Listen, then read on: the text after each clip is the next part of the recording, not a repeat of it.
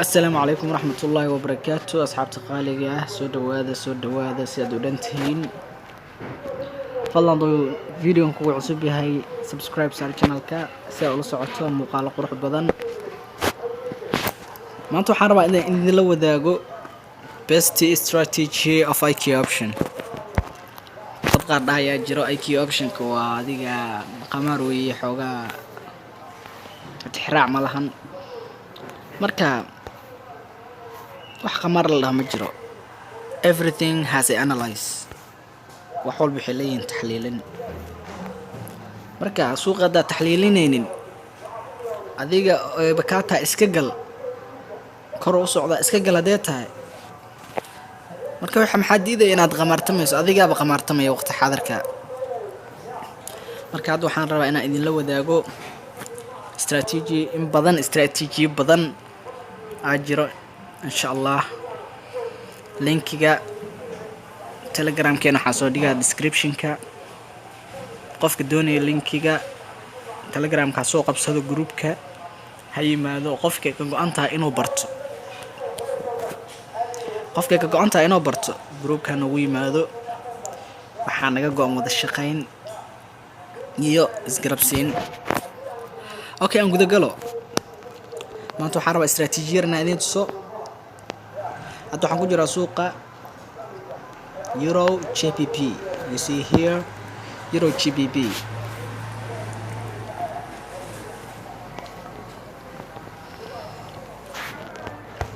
dadka waxaan ugu digayaa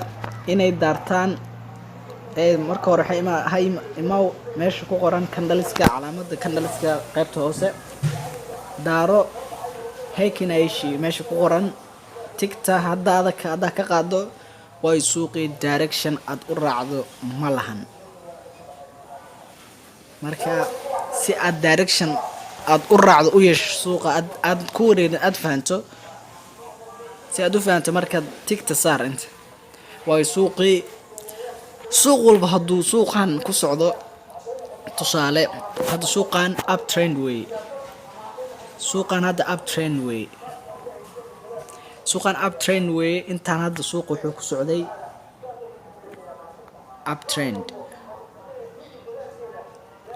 ayuu ku socday waayo uptrend walba wuu soo dhaxgelayaa canal buy waa suuqii retest ayuu sameynayaa okay si aan ugu wareerin IQ option-ka wuxuu leeyahay calaamada daaro suuqi direction-ka u socday awoodiisa ayuu ku siinayaa suuq haduu uptrend ahay strong buy suuq haduu strong sell yahay strong sell you see here hadda meesha u dambayso waa strong sell okay aan guda galno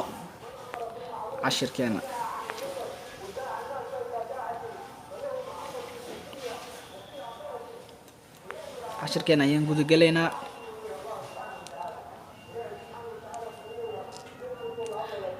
hadda time frame waxa ii saaran 3 hours suuq waxa fiican aad ka soo fiirso 3 hour haduu yahay macnaheedu strong sell ama strong buy haduu yahay 1 hour kan kama foga waa isla meeshay laakiin wuxuu ku siinayaa direction toos ah si aad u hesho ayuu ku siinayaa one day ka soo fiir xitaa for example one day ka soo fiiri one day kan ka fiirinayna xoogaa nadka wax yar raali noqda okay one day kan ka fiirino tusaale ahaan macnaheedu sell bilow waa sell bilow way suuqii wuxuu soo sameeyay comeback uptrend ayuu intaan ku socday retest year ayuu sameeyay sell year ayuu baxsaday strong buy aaday haddana wuu soo laabtay waayo suuqii meeshuu aado direction-ka toos uguma sii soconayo macnaha wuu soo neefsanayaa marka hadda suuqan taxliilinaynaa waxaan ka taxliilinaynaa 3 hours you see here 3 hour ayaan suuqa taxliilinaynaa si aan u helno direction toos ah okay horta suuqan soo ogaano uptrendkiisa ugu dambeeyay oo sameeyay soo furo indicatorka kor calaamadaha isticmaaleed kor ayay ku xusan tahay horizontal line kan soo qaadano apply deh meesha u dambeysay aan suuqa macni uu soo taabtay at least meesha u dambeysay oo soo taabtay supportkiisa soo saaro calaamadan waxaa lagu magacaabaa support waan saaranay resistance-ga soo qaadano horizontal line kale meesha ugu sareysa uu gaaraan suuqa ka cabirno meesha ugu sareysa oo suuqa gaaro calaamadaas wiiga waxba ha raacin calaamada buuran fiirso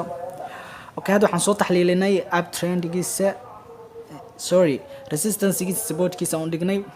haddana suuqa meesha ugu dhadhow oo macnihi ka soo laabtay aan ka qabano at least halkan ayuu ka laabtay okay halkan ayuu ka laabtay ii dhig calaamadeyda horizontal line-ka okay celcelis hadda breakout ayuu sameeyey breakout-kiisana aan yara eegno asigana aan dhigano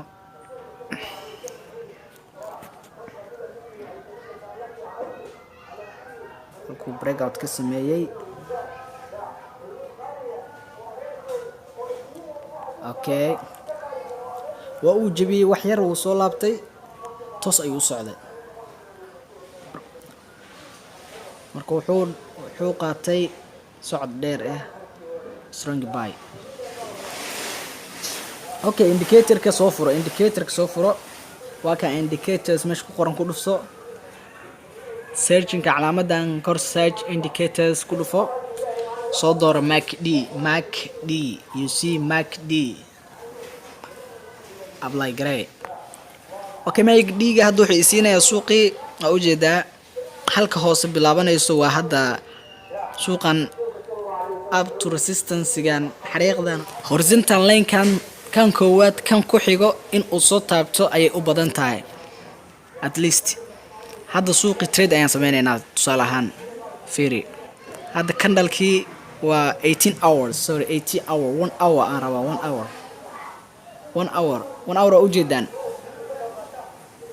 1 hour waxa ugu fiican 1 hour inaad trade gareyso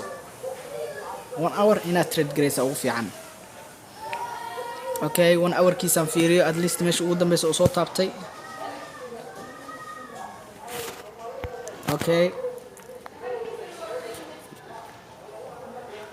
meelihii oo soo taabtay ayaan kasoo calaamadeynayaa horizontal line-ka ayaan dhiganaynaa meelihii oo soo taabtay suuqa ayaan kasoo calaamadeynaynaa okay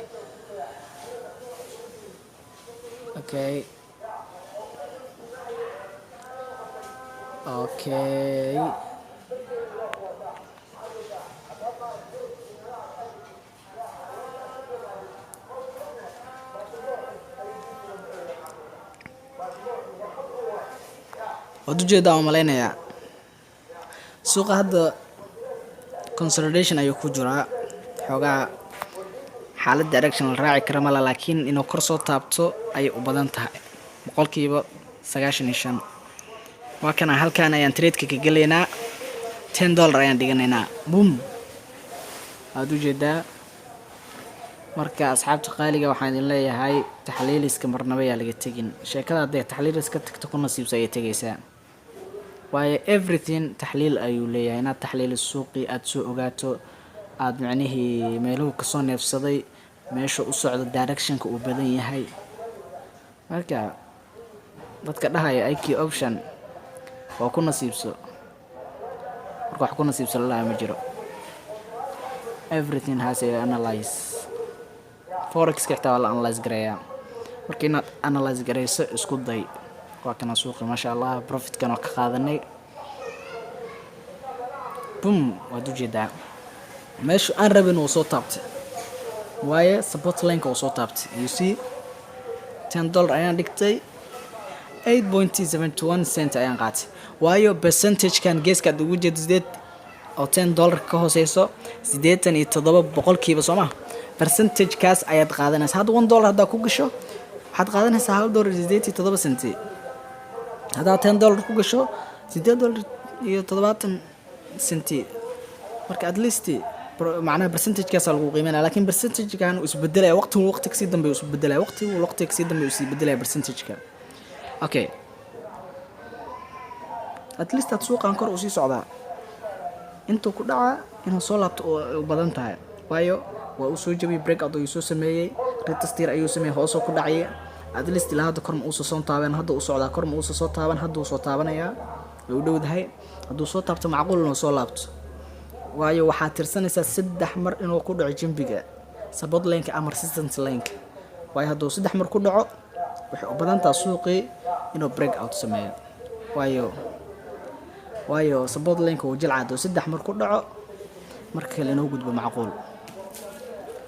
marka asxaabta qaaliga ah cashiradan cashir ka fiican ka xiisa badan insha Allah waad iga bogan doontaan insha Allah waan caawinaynaa wax waliba suuqan dad qaar ayagoo dhahayana arkay nasiib weeye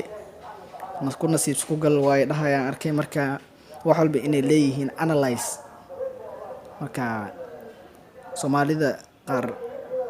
dadka qaar Soomaalida odol ma dhihi kare dadka qaar macni qof walba wuxuu dareensan yahay buu ku sheegayaa macni hadii meeshan asiga ku soo jabay oo macni wax walba rule leeyin rulkii haduu soo marin wuxuu ku dhahay meeshan ka carar waxba kaama jire marka waa uu soo taabto ujeedaan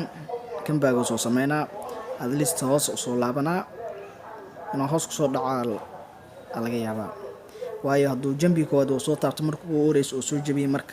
markuu uu horeys uu soo jabiyay uu soo galay hoos ku dhacay markaan kor uu soo taabtay hadda inay soo inuu soo laabto oo support line-kan hoos ku dhaca ay u badan tahay boqolkiiba ma jabin karo hadda waa ka sell qofkii gala hadda profitkiisa oo ka qaadanaya. Okay asxaabta hadduu muuqaalkan ku cusub yahay fadlan subscribe saar insha Allah muuqaalkan muuqaal ka xiisa badan faa'iido leh waad iga bogan doontaa insha Allah fadlan ku soo biir linkigeena groupka Telegramka description-ka ayuu yaalaa booqo haddii ay ka go'an tahay inaad trader guuleysto noqoto haddii ka go'an tahay inaad baashan ka leedahay programka inaad ka leedahay hami guud inaad ka guulgaarto daarabto shaqo wacan keep going asxaabta idil waxaan idin leeyahay soo dhawaada kulligiina soo dhawaada. Assalaamu calaykum waraxmatullaahi wabarakaatuh waa inoo videoga xiga insha Allah.